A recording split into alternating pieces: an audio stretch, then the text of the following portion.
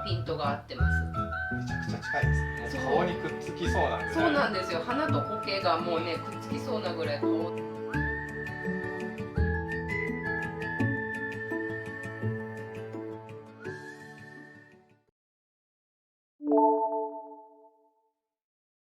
どんなところに普段は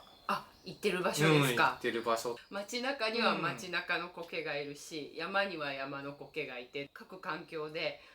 海以外はほぼなるほど、苔がどこにでもいるっていうことで、今日は藤井さんに普段苔観察に持って行ってるグッズとか持ってきてもらったので、ちょっと見せてもらいながらですね、ルーペは首から常に下げているので、でそれ以外でカバンに入っているものっていうのが図鑑とか、あとはカメラ、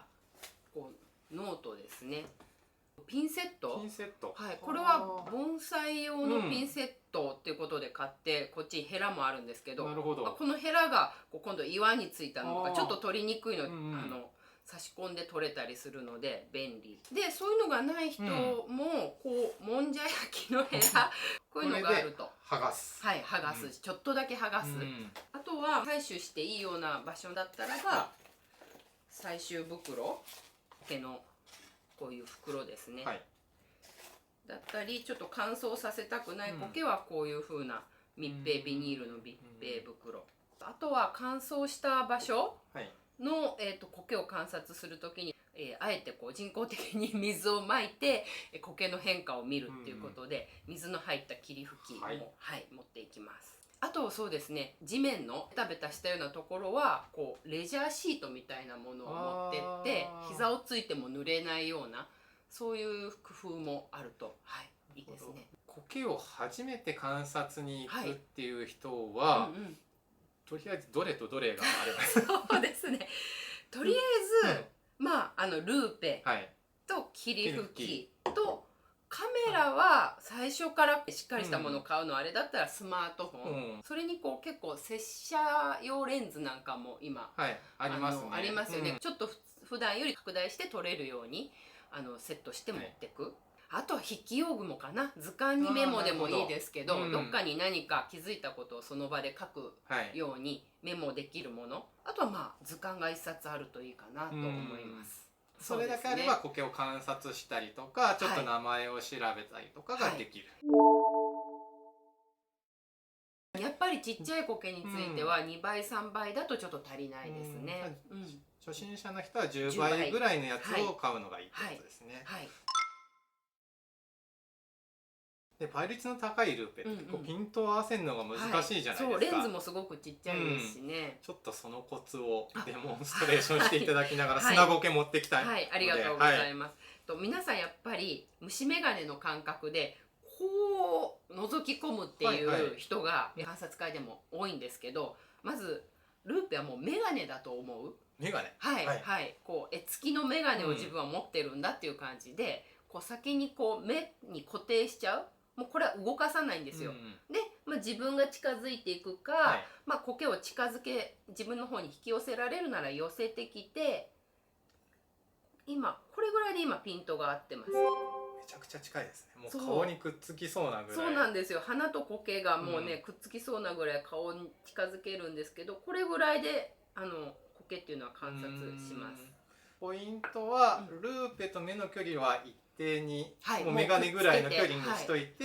苔との距離で調整する。そうですそうです。あとは直射日光は見ちゃいけないんですけど、帽子かぶってらっしゃったりとか、こうしてしまうとそれでもう影になってしまって暗くてよく見えないので、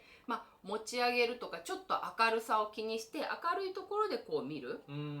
これでだいぶよくわかるんですね。やっぱり光をこう受けて見るのとこう見てしまうのでは違うので、自分の手元で見るのがおすすめかなと。で見た後は必ず戻すっていうことですね。またこう群落にこう戻してあげる。なるほど。これでまた元通りになるので、ちょっとだけこうつまんで、また見た後は戻すと。でごそっていっちゃうと戻りにくいから、1本とか2本とかちょっとつまんで戻してあげればいいんですね。苔の名前っていうのが分かると楽しくなるじゃないですか。こういう図鑑を調べる上でのなんかヒントみたいなのってありますかね。そうですね、苔を見て、で図鑑でまず見るって言ったら皆さん見ると写真で絵合わせみたいな風にしようかなっていうのが大体の人考えると思うんですけれども、どの図鑑も写真と一緒に必ずこうどういう場所に生えてるか、どんな大きさか特徴をこうまとめたデータ欄が必ずどの図鑑にもあると思うんです。そこを見逃しちゃいけないというか、ここを見とかないと写真だけで絵合わせで苔を見るっていうのはちょっと難しいかなと思います。で何が書いているかっていうと、まず生育場所、街中に生えてるのか、低地、山地に生えてる、山地の中でも鉱山帯に生えてる、鉱山帯に生えてるっていうのをしっかり書いてくれてるので、それでまずここの苔、鉱山帯にこう生えてる苔に見えてたけど、どうもそうとは違うなっていうのが分かるので、生育環境から判断一つ大きくできると思います。あとは大きさですね。大きさも苔は全部ちっちゃいんで、ちっちゃいってまとめがちなんですけどちっちゃい中でもそう、ちっちゃい中でも1センチ以上あるとか、5ミリ以下だとか、そこも一つ大きいポイントかなと思います。であと研究者の人もおっしゃるのは、やっぱり胞子体がついてるっていうのが一つ苔の見分けの大きいヒントになると。で胞子体がついてる結構ラッキーだと思った方がいいと言いますか。胞子体の中でもどんな形の胞子能なのか、絵の色はどうだとか、あと錯視はどういうふうにねじれるのかねじれないのか、短いのかとか、そういうこともデータとしてあるので、胞子体がついてたらだいぶ、胞子体もね苔ごとでだいぶ違いますよね。だいぶ違いますよね。本当にお花を見てるかのように種々様々なので、確かに普通のお花咲かせる植物でも葉っぱだけだと分かんないけど、お花が咲くと種類が分かるみたいな、一気に分かるみたいなのありますよね。苔もそういうところあると思います。あとはメモすることも結構大事で、可愛い苔がいる、さあ寄ってって写真を撮ろうって言って、こう皆さん激写、私もそうですけど、写真をいっぱい撮るんだけれども、何に惹かれてるのかなっていう、その形に惹かれてるのか、色に惹かれてるのか、それともどういうこの場所全体の雰囲気がこの苔があってさらに素敵に見えるのかとか、何にこう心惹かれたかを結構メモしたり、この苔一つ一つの形の個性だったりとか、そういうところで自分がピンときたところを結構メモしておくと、その場所では大きい図鑑なんか持っていけないでしょうけど、家に帰ってからそれとメモと図鑑をまた照らし合わせると、これってやっぱりこの苔の特徴だったんだなとか、やっぱりこういう特徴があるってことはこっちのグループの苔かなとか、そういう見分けにもつながっていくかなと思います。写真を撮る時もその苔の美しいアップを撮りがちなんですけど、生育環境全体、図鑑で日陰がちな場所に生えてるって言ったら、こういう感じなんだって、周りは大きい木なんだなとか、針葉樹じゃなくて広葉樹かなとか、そういうのも全部映るように、で土の上だったり木の幹だったりとか岩の上だったりとか、何に苔が生えてるのかっていうのも分かるような引きの写真と、あと群落全体の写真と、あと本当に個々の一本一本の美しい写真撮って、こう3段階ぐらいは撮っておく。でそういうのを家に持って藤井さんのメモを持ってきてもらったんですよ。メモをちょっと講じて、すごいんですよ、すごいの。そう自分が心惹かれたっていうポイントが何だったのかっていうのを、スマホでもメモ帳でもその場で書いておいて、で写真も撮っておいて、それで後でイラストに落とし込む。イラストもアップと、この生えてる様子とっていう。そうですね、大体どっちも書いておいて、で気づいたことをメモすると。すごいね、実物って書いてあるのすっげえちっちゃいの。知り合いの人の庭の苔、ちょっと撮ってもいいということだったので1本撮って、でちょっとセロテープでそのまま貼って、で私が観察したルーペで見た時の様子と実際はこれぐらいの大きさしかないっていうのを比較できるようにちょっとしたりしました。結構ね質問でも来るんですよ。野外の苔は持って帰ってもいいんですか、どっかで取れるとこありませんかとかって来たりするんですが、基本的にはやっぱり NG なんですよね。NG なんですよね。絶対ダメ、です。それは本当に自然環境の破壊にも、ちっちゃい些細な苔群落一つからももう自然環境破壊につながるっていうのもありますし、やっぱり群落、特にこうまんじゅう型になる群落なんかはもうポコッと取れるし、持って帰りたいっていう気持ちはあるんですけど、根こそぎまず取ってしまうと、もうその苔はその場所にいなくなってしまうので、丸ごと持って帰っても、ちょっとした環境の違いでも苔っていうのはもう全然育たなくなってしまうんですね。で例えば自分の住んでる、マンションのそばにあった、同じ道路沿いにあった苔でさえも家に持って帰って、それをマンションの3階4階のベランダで育てようというふうにしたら育たないんですね。じゃあましてや八ヶ岳だとか山の苔を都会に持ってくるなんていうのは全然違うわけですよね。そうですそうです。やっぱりその環境をじっくり観察すればするほど、それを家の中でもう一回再現できるのって言ったらほぼ無理だと思うんです。テラリウムで育ちやすい種類を、そこの情景とか思い描きながら、作ってもらえればいいかなって。そうですね。はい、そこが腕の見せ所なんじゃないか。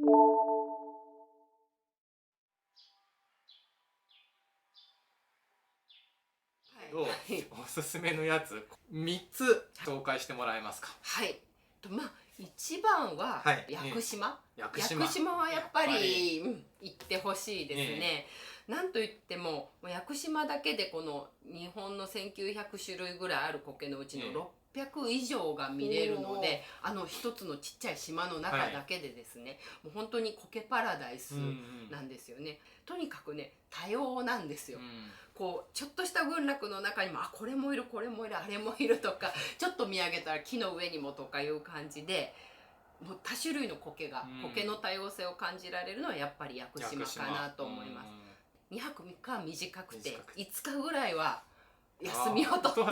て行かないとちょっとじっくり行きたい場所ですね。全然時間が足りないですね。時間をそんな長い人生でどっか取れるでしょ、5日ぐらいは。5日6日取って1回は苔が好きだったら行っとかないといけないと思います。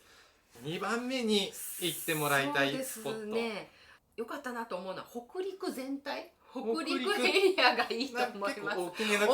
のくくりですけど苔にはいいんですよね。なんか普通に駅を降り立って街中歩いても苔の群落がいいんですよ。なるほど。緑の輝きが違うというか、街歩いてるだけでもいい苔が見つけられるし、あと結構やっぱりお寺も多くて苔庭の名所も多いので行ってもらいたい。その石川県だったら苔の里と名田寺で、しかもそれどっちも車でちょっと行けば行けるんで、はしごもできるのでぜひ行ってほしいです。もう3つ目を紹介するとしたら、そうですね、宮崎県の服部植物研究所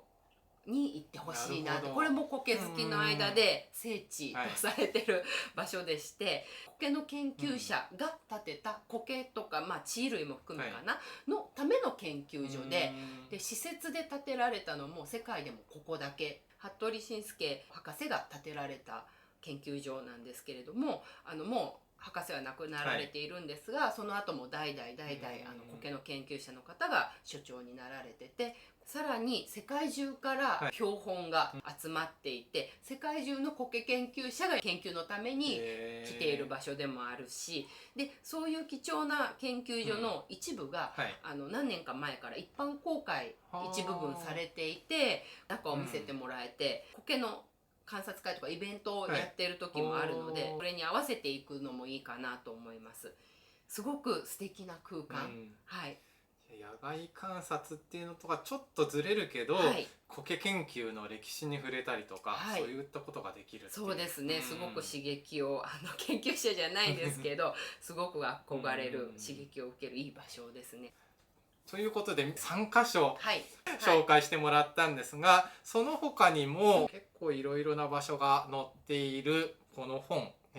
おすすめなので概要欄に詳しいことを載っけておきますので、そちらを見てください。よろしくお願いします。